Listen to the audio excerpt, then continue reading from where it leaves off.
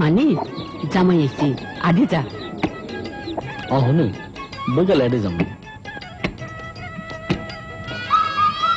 দুলাভাই তই কি মাছ আনো? ইলিশ মাছ আনিস।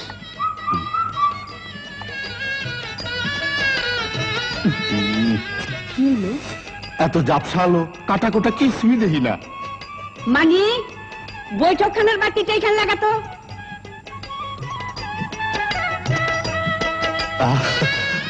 কি তামসা, সব ফক ফকা।